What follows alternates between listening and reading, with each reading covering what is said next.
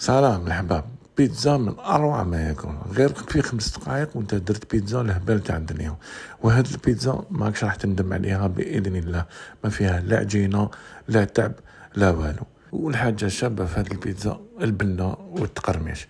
ما كاين ني بيتزا نابوليتان ولا بيتزا كاري ولا بيتزا حومه، ما كان والو. هذه بركات قرعتها حبيبنا بزاف. المهم خاوتي، والله ما راكم رايحين تندموا باذن الله. وقبل كل شيء ما تنساوش الاشتراك على القناه والتفاعل على الجرس باش يلحق لكم كل يوم جديد ان شاء الله. نصلوا على الحبيب المصطفى ونشوفوا الوصفه واش فيها.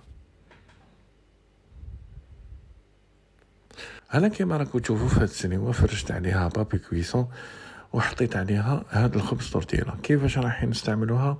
تبعوا معايا. هنا كيما حطيت هاد الخبز تورتيلا راح نديرو فيه غير الفرماج من الفوق باش ومن بعدك نحطو وحده فوقها باش تجي لاصقه. والجبل يعني اللي استعملت انايا استعملت فرماج فوندو، يعني الجبل الطاري. مع اللي فرشنا الفرماج كاع في هاد الخبزه نعاودو نزيدو نفرشو واحده اخرى ونزيدو نعاودو لا ميم ميطود، يعني طريقه كيف نزيدو نديرو الفرماج من فوق ونزيدو نديرو وحده من فوق.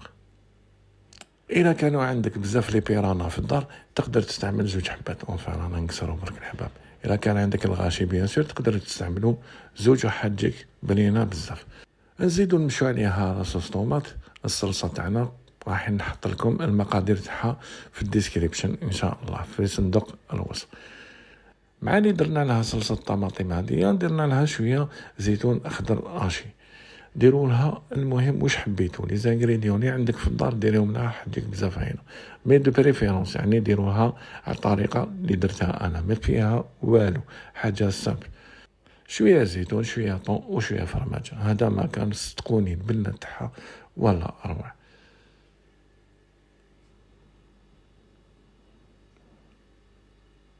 انا هنا في الطون استعملت بواطه صغيره في هاد الحبه، تقدروا تقسموها يعني على 2 حبات. ومن بعد داك استعملنا الفرماج رابي. الفرماج هنا درت شويه موزاريلا وشويه شيدار. ومن بعد كي نفروها مع الفرماج نشعلوا الفرن تاعنا يعني من قبل 1 ساعه هكذاك، نخلوه يسخن على اعلى درجه وندخلوها طيب. انا كي طيب لازم تعسوها باسكو خبز تورتيلا شويه يعني رهيف يقدر يتحرق لك. بون لازم تعسوه، خلوه هو يطيب شويه باش تجيكم هذيك القرماشه. فوالا هنا البيتزا تاعنا راهي واجده، وصدقوني البنه تاعها ما شاء الله. ان شاء الله نتوما تانيك تجربوا على هاد الطريقه، وعلى بالي بلي راح تعجبكم بزاف، وعلى بالي الى سيتوها راح تولوا مدمنين عليها. هاد البيتزا والله ما راك راح تندموا عليها الحباب. وحبيبنا كي يكون خارج من الخدمه ديجا ودار طلع شافها ودارها في راسو. المدام كي تعيط له في التليفون تقول له واش نديرو في العشاء هادي سير، حبيبنا يقول لها غير بيتزا 5 تاع كريم كيتشن يتفري لافير. المهم بصحتك دابا سخونه.